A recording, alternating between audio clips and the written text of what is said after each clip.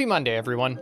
When it comes to boss fights, I think the Arkham series is really interesting because, to me, it has had both immeasurable success and significant pillory when it comes to its boss fights. While consistency has always been a bit of a sore spot, the Arkham series has enough boss fights, some of which are a bit polarizing, that I think it would be fun to rank the boss fights from worst to best. And of course, before we get started, let's lay down some ground rules. First up, we gotta define what a boss fight is. I believe a boss fight to be a scenario where you are fighting a singular enemy that is given a health bar, or in whatever way is postured as a boss fight.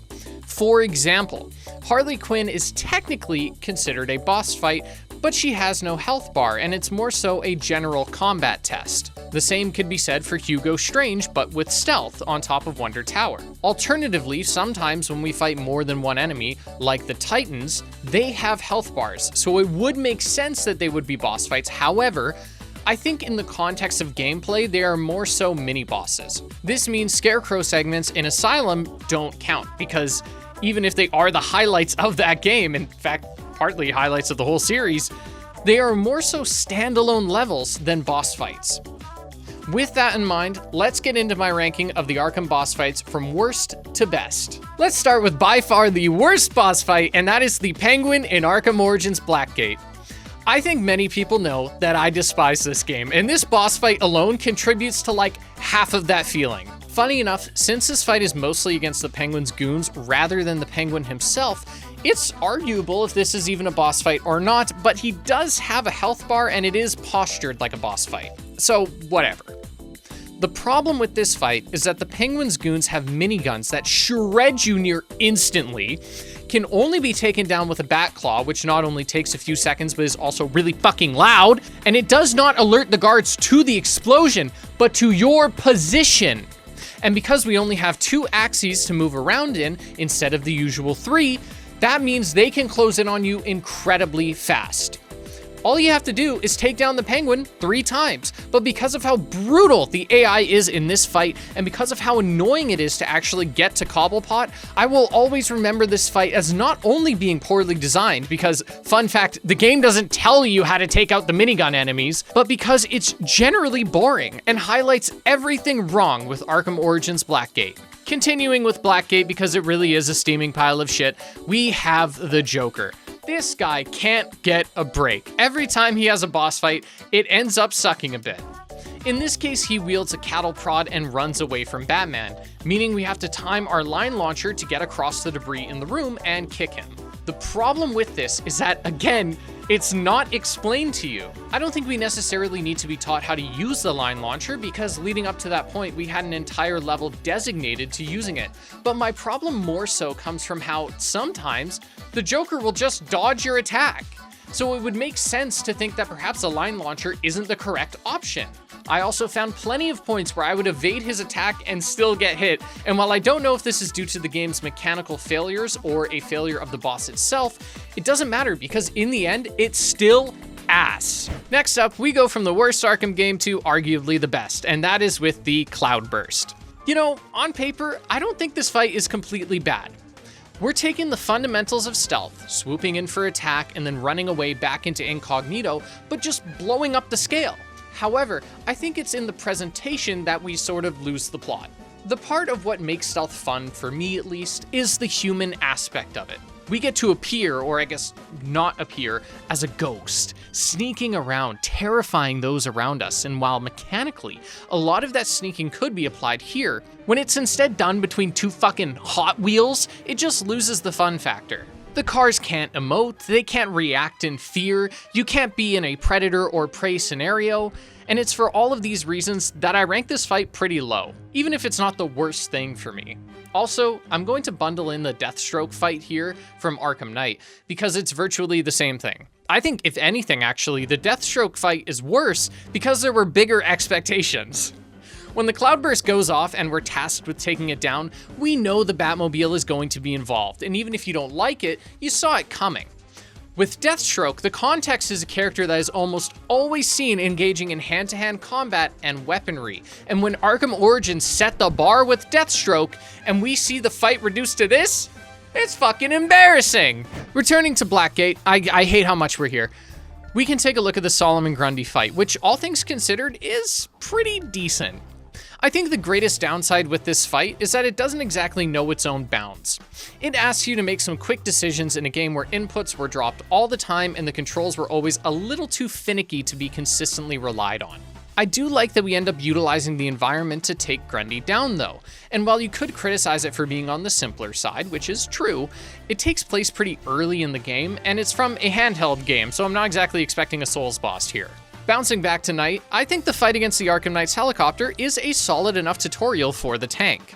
And while the tank can be annoying, I get it, I think fights like this where we're engaging in proper combat instead of stealth for some reason is pretty good. It makes use of the, for the time, simple Batmobile mechanics well, and it does a lot to impose the Arkham Knight as someone who knows how we think! I wish the later boss fights would have had something like this, even if it did just flat out be combat with more enemies, which I guess the GCPD lockdown was close enough. Back at Blackgate, second last time, we're almost there, we can look at a fight that was a bit better, and that's the encounter against Black Mask. I think this fight, for what it's worth, is pretty damn good. It makes use of some mechanics that we previously learned, requires a bit of thought to achieve victory, and given the constraints of being a handheld game, translated the Arkham fantasy notably well. Of course, the simplicity still holds it back a bit, but it's not really the game's fault, at least not to me. I know this one might put you off, but I think the best Batmobile fight in Arkham Knight is the Excavator. I don't love the idea of any Batmobile boss fight, but if we're gonna do it, this is the way. Make it a glorified race. We don't have to use the tank at all and instead stay in car form and use it for what it should be used for, which is movement.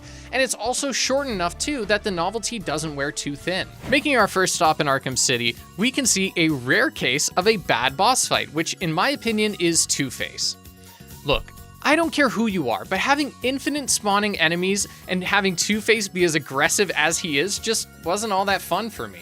I think it would have been a lot more fun if he had heart monitors on his men, like we had with the Joker in Asylum, and we could see Two-Face become more and more fearful as we thin his numbers. I suppose if the alternative is his appearance in Night, which I don't really consider a boss fight, then sure, this is fine. But I think the next spot will go to Harley in Harley Quinn's Revenge, because for as much as this fight is in concept similar, I think the space is a bit more open, and there's generally a bit more to work with to make the fight more fun.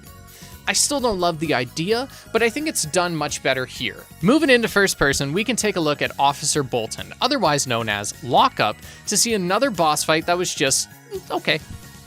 I loved Arkham Shadow, obviously, but I think this boss, for how far into the game it is, around the halfway mark, is a bit too easy. I don't mean that I'm a pro gamer or anything, I mean you guys have seen my gameplay, come on, but I think this fight is more or less focused on the set piece, and mechanically, it doesn't test us on anything new. I think while the fight is good, it was disappointing because it felt just a bit too simple. And when we consider the previous boss fight, which was Falcone, saw us juggling so much more and so much earlier, I don't think my desires for a bit more complexity are unfounded. You might be saying, wow, Aqua, this boss fight is so low, and the answer is that while there are definitely some boss fights that are better than others, I would say from this boss fight onwards, it's about separating the good from the great, not the good from the bad. I think this next one's going to be a bit of a hot take, but it's Firefly. I just don't love this boss fight, and part of what I don't like about it is how easy it is to cheese, and how I don't even know if it's cheesing it or not. Like, are we intended to just spam glue grenades? Because that was the most recent gadget we picked up, and the game tells us to use it, so surely we're supposed to, right? But like, are we really supposed to just keep stunning him and using batarangs? I mean, sure, the set piece is pretty cool, but that's kind of all there is to it. Honestly, this is a problem for most of the bosses in Origins, that the set piece is always so far above mechanics in terms of priorities, but here it's at its most noticeable. Let's stick with Origins, shall we, and head back to the 3DS for the last time, thank God, to talk about a series of fights I'm clumping together because it's basically the same thing. And that is Catwoman and Bronze Tiger. These fights do a great job of introducing and testing mechanics, offering a great set piece, and by the final encounter, giving a proper challenge. I think Blackgate has a ton of issues, and a lot of it comes from it never truly feeling like an Arkham game, but these boss fights were not part of that issue. Also, you'll notice I clumped some of the boss fights because they are mechanically the same, but with a different skin, and it's especially noticeable in some of the fights in Arkham Knight. Speaking of Knight, let's say the next boss fight is Black Mask from the Red Hood DLC and Nightwing from the Harley Quinn DLC. I think these boss fights are pretty lame, all things considered, and only get a pass from most people because Arkham Knight is a game that aged like fine wine. You could take any bullshit, and if you dress it up in some drop-dead gorgeous graphics and god-tier animations, it's hard to not have some level of fun. The reason both of these are so low, though, is because aside from being borderline the same thing over and over, there just isn't much to do here. I mean, look at Black Mask. That's the whole thing! I feel like when it comes to boss fights, Rocksteady were so locked in Arkham City that they spent all of their creative energy and mostly just phoning it in for the fights in Night. And I suppose that leads me to my next spot, which is going to go to Joker and Harley from the Matter of Family DLC. Even though it's basically the same as the previous spot, it's twice the enemies, twice the playable characters, and it's almost twice the fun. More closer to like 1.5 times the fun, but you get what I mean. It's good. The next fight on this list is going to be Solomon Grundy from Arkham City. This is a tough fight because I really don't like it that much, but I can't find a good reason why. I'm by no means trying to find objectivity in this list, but I don't want to sit here and cross my arms and say, no, it sucks. So instead, I'm just gonna shut up and say, yeah, it's okay. I think I would have liked if it had a bit more combat, as a lot of the fight feels impersonal, like we're fighting against the environment more than Grundy half the time. But I think I'm also smoking crack if I think there's any reality where Batman actually beats the shit out of this guy with his bare hands. Heading back to Arkham Shadow, we can give our next spot to Falcone, or Falcone if you pronounce it that way. Now, he doesn't have a health bar, and it's honestly stretching my definition of a boss fight, but I think he's active enough in the fight, dropping grenades and shooting the player, for it to feel like a boss fight. This takes place at the end of your first night as Batman, and serves as a great final test to see if you got the combat figured out. You need to be able to use gadgets, keep track of over 5 enemies at once, and dodge guns and grenades at the same time. The only way you get past this is by entering a flow state, and while saying the games make you feel like Batman is a bit overdone, I'll admit it, I will say that during this fight, I was moving, thinking, and acting like Batman more here than in any other Arkham game, and that counts for a lot. Keeping with this idea of testing early skills, I want to give the next spot to both Bane and Killer Croc from Arkham Asylum and Origins, respectively. Bane in Asylum functions mostly as a tutorial for the Titan enemies, on top of being a fun fight in itself. And while Titans aren't around in Origins, Killer Croc instead serves as a tutorial for the brute enemies that take their place. Both of these fights accomplish the goal of teaching players a new enemy type, while also testing their combat skills to that point. And both do it under a good set piece, so there isn't much to say because they are both simple, but from a game design perspective, I appreciate them both a lot. Back tonight, I want to give this next spot to 2 fights, specifically between Albert King and Killer Croc. It felt right to bunch these up because they are both mechanically about using a dual team takedown on a buffed up enemy, and both of them have a great arena too. It doesn't factor in much, but I love the way Croc looks in this game, and the Albert King fight is kind of a rarity given that it's just a bare-knuckle boxing match. Their designs are simple, but the novelty of doing a boss fight with 2 characters goes a hell of a long way. And if you disagree with that one, check this out. Yeah, how's that? Ooh. Next up is Poison Ivy, which is one of the few fights in Asylum, and while I think it potentially suffers from the same issues as Firefly, the addition of enemies and the fact she can't be outright stunned makes it a lot more fun. Also, spamming batarangs in between evades brings to mind a kind of metronome that aligns really well with the rhythm-based combat, as if each strike and evade is its own chord on a guitar, and the batarang are the drums acting as the backtrack.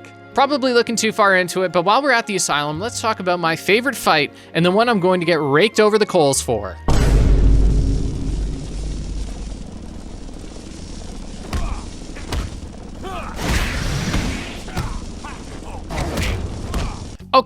Okay, I want you to hear me out on this one. I know what you're thinking. Yes, this fight was kind of ridiculous, and yes, this fight doesn't see you actually engaging that much in combat against the Joker, but to me, it's about the thematic implications. The entire night for the Joker was a game. He was toying with Batman, and I think deep down, he wanted to be stopped. We see this all the time through media where the Joker could have easily killed Batman, but chooses not to, because the fun isn't in beating him, it's in playing the game. When Joker takes the Titan, it's not a last-ditch effort to win. It's a last-ditch effort to keep playing. That's why the Joker keeps going up to the balcony even though twice over, Batman pulls him down. It's not because he's stupid. Okay, maybe it's because he's a little stupid, but it's also because we've reached the climax and he knows the game has to end. He wants Batman to have a chance, and for these reasons, I think the fight has grown on me significantly. But I think putting it any higher here would have half my subscriber base showing up at my house with pitchforks. While there are no Scarecrow segments that are boss fights, Copperhead does fulfill that role, sort of, and it's because of the set piece that she's placed within. The entire set piece is great, and the fight itself is reasonably fun, but it mostly comes from Ra's al Ghul. I'm torn because on one hand, this is basically ripping off an entire different fight, and on the other, it's still good though, so who's to say it's a bad thing? This is basically the argument for Arkham Origins being underrated. People say it's just a reskin of Arkham City, and it's like, yeah, it's a reskin of a fucking goated game. What do you want? Finally, heading back to my favorite Arkham game, I want to give a shout out to the Arkham Knight boss fight, because it's one of the few moments in the series where Batman is actively in the role of prey. For as much as I love all the Arkham games, it was really only Asylum that consistently put Batman into the role of prey, whereas future games put him in a predatory force of nature role, which, given the myth he is intending to portray, makes a lot of sense. Just think of the best moments from Asylum, the Scarecrow moments, the Killer Croc moment. It's where Batman is running from his enemies, not towards them. However, if we're going to give a stealth encounter that isn't just another Mr. Freeze, then I absolutely think this is the way to do it, where Jason is scanning the room and throwing challenges at us, and we have to deal with them while avoiding his gaze. I think the gameplay isn't amazing per se, but to bring back every stealth obstacle we've encountered up to that point, making this a proper test, makes this perhaps the best boss fight in the game. So I guess we don't have to compete with much, seeing as how most of the boss fights are in the tank. Speaking of things to love, the Bane fights in Arkham Origins are not only good for having a good spectacle in both instances, but for being a reasonable step up from Killer Croc. Actually, in a lot of ways, Killer Croc is like the tutorial for the Bane fights, as both enemies charge you, need to be debuffed essentially before you can do damage, and that philosophy extends into Bane's appearance at Blackgate. I think once again, these are mechanically great fights, but at this point, they aren't getting into the top spots for me, at least not yet. On the cusp of the top spot is Mr. Freeze in Cold Cold Heart. I think this fight in a vacuum is good, but it's hard to love it too dearly because we have the better Mr. Freeze fight to contend with, which is the peak of the series. Oops, spoilers. Still, I appreciate that this game presented an interesting boss fight without retreading what Arkham City did. The multiple instances of being frozen and the guards, while infinite, pose a consistent challenge of trying to stop the generators instead of trying to take them down is unique. It also plays well, and dropping icebergs on enemies never gets old. I can't really complain, but there are plenty of boss fights that are better, such as Clayface. I actually think Clayface is heavily carried by the sword segment. An entire animation change is no joke, and when it comes to spectacle, this fight, honestly, well, like most of them, has it dialed up to 11. Phase 1 is plenty difficult, and I love the detail of Batman's suit getting all clayed up when he's hit. The Monarch Theater is such a great place to end the game, and when it comes to mechanics, I think it is a bit lacking, hence its placement near the bottom of our top spots. Then we get a similar sentiment, which is the Deathstroke fight. I am very conflicted on this fight for a few reasons. For example, is it a glorified QuickTime event? Yes. Is it still cool as hell? Also, does it flat out copy moves from Ra's al Ghul? Yes. Is it still fun? Yeah. I think the more design-oriented part of my brain sees this in a negative light because there isn't a ton of originality. But the Batman side of my brain is shooting ropes like I'm fucking Spider-Man, because when it comes to fantasy fulfillment, this is the fight. This fight alone is why people say Arkham Origins is underrated. In fact, this fight is so good that my biggest complaint is that it's over too quickly. We face off against Bane 3 times in the game, but Deathstroke has only fought once for like 5 minutes? Come on! Speaking of those copied moves, the next banger is Ra's al Ghul from Arkham City. I think the perfect testament to how good this fight is can be seen by how many fights imitate it. Deathstroke rips this off, Copperhead rips this off, and yeah, I guess that's only 2 examples, but still, it has a creative idea to it, switching between the psychedelic world and the real world. It's a rare instance of Batman being in a daytime scenario, emphasizing how out of depth he is, and Raish's moveset is good enough to not turn the boss fight into a bore, as it's just repeating the same moves over and over. I think this is as close as the series has gotten to perfection as far as combat encounters go. Next up, I know I'm gonna seem biased, okay? I'm wearing the Arkham Shadow t-shirt. My name was in the credits. I'm still jizzing about that. But I genuinely think the fight against Shadow Batman is possibly one of the best boss fights in the series. The only thing that prevents me from coming back to it more is that I'm a fat fucking chud and I don't like sweating my ass off. That, and it's a little too scary. You want to give me Scarecrow segments? I can handle that, okay? You want to give me a Scarecrow segment in VR where I can't escape, I can't turn the lights on, I can't look away from my monitor, I can't peek behind my hands? Don't care, I can't do it, I'm too scared. I remember playtesting this, and the developers at Camouflage, rest in peace, were laughing at me because I was scared shitless and my heart rate was like 130 the entire time. I love this fight because narratively, I think it's really good. It's a manifestation of Batman confronting the part of himself that he generally wants to ignore. The part of himself that wants to kill, that wants to solve problems permanently, but he can't do it. And this fight is the culmination of all of the game's themes, even more so than the final confrontation with Two-Face, which I'm not even gonna count as a boss fight. I think it's absolutely fantastic, and it's a shame that this fight is on Arkham Shadow because I know a lot of people didn't play it. The care that Camouflage had for Batman is on full display here.